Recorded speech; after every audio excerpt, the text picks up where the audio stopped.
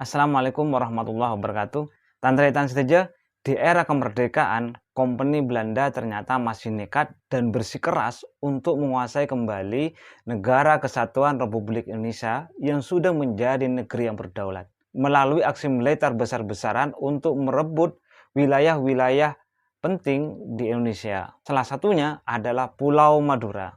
Namun, aksi militer Belanda ini kemudian terganjal oleh keberadaan seorang tokoh bernama Tjandra Hasan yang mengobarkan perang gerilya ke seluruh penjuru Madura hingga berbulan-bulan lamanya. Bisa dikatakan, Tjandra Hasan ini adalah Jenderal Sudirmannya orang-orang Madura.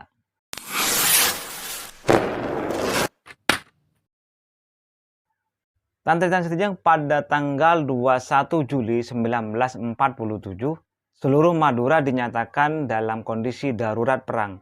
Karena pada tanggal tersebut Belanda mulai mengerahkan militernya secara besar-besaran untuk merebut wilayah-wilayah penting, termasuk juga Pulau Madura, yang ingin dijadikan negara boneka oleh kompeni Belanda. Dan rupanya Belanda ini tidak main-main untuk menaklukkan dan menguasai seluruh Madura. Kompeni Belanda mengepung Madura dari darat, laut, hingga udara. Sampai mengerahkan peralatan perang yang sangat canggih mulai dari panser, tank, hingga pesawat tempur. Padahal sebagian besar pejuang Madura itu memakai persenjataan tradisional dan beberapa senjata hasil rampasan dari Jepang.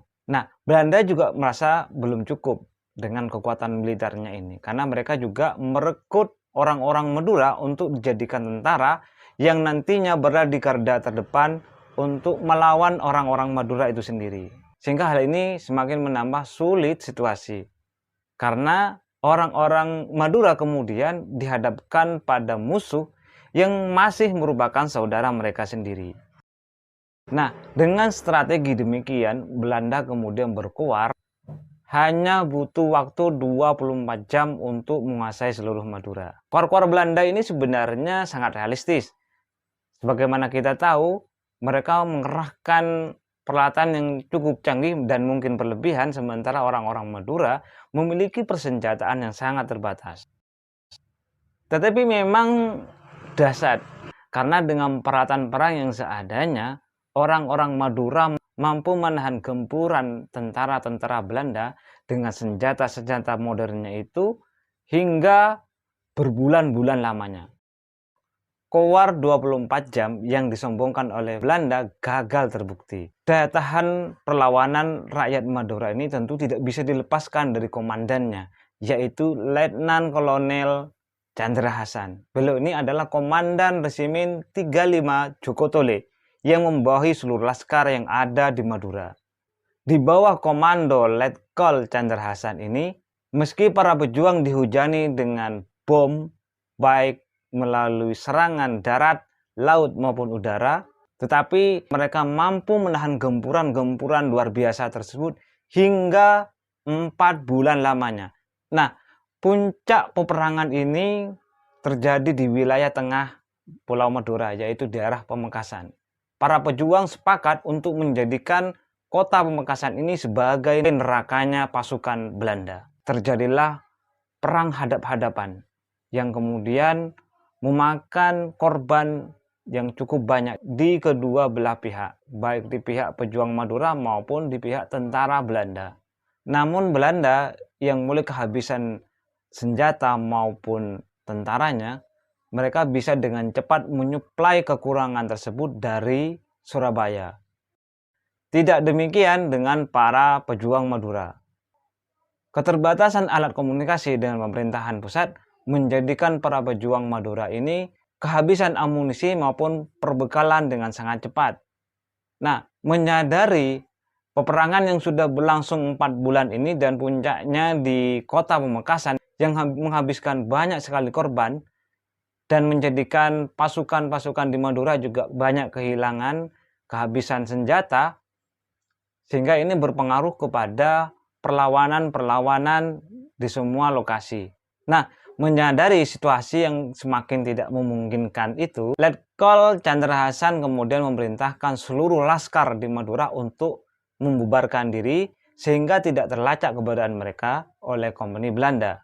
Namun sayangnya sekitar Desember 1947, Letkol Chandra Hasan tertangkap. Sang Letkol ini kemudian dimasukkan penjara dan digabungkan dengan orang-orang gila. Dalam proses tersebut, Belanda juga menawarkan kepada Letkol Chandra Hasan jabatan-jabatan strategis sekiranya dia mau bergabung dengan Belanda. Namun ini ditolak oleh Letkol Chandra Hasan. Tetapi Belanda tidak mau menyerah dan terus merayu dengan telaten Letkol Chandra Hasan. Setelah dijebloskan dengan orang-orang gila, Belanda kemudian memindahkan Letkol Chandra Hasan ke penjara yang paling legendaris di Surabaya, yaitu penjara Kalisosok.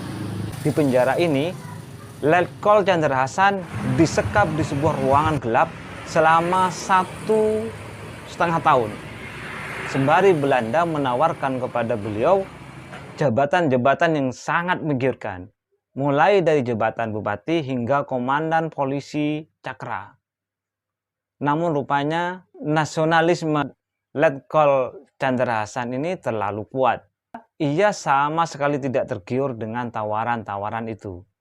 Tanpa saja dengan kegigihan, keberanian, dan keteguhan seorang Letkol Chandra Hasan memegang prinsip Madura sebagai bagian dari bumi pertiwi bersama seluruh rakyat Madura, maka beliau ini sudah selayaknya diacungi celurit tinggi-tinggi sebagai tanda penghormatan atas keberanian, keteguhan beliau dalam memegang prinsip. Nah, demikianlah Tantra Saja sekelumit tentang sosok yang begitu luar biasa, Letnan Kolonel Chandra Hasan, yang layak kita acungi celurit tinggi-tinggi. Salam celurit 9.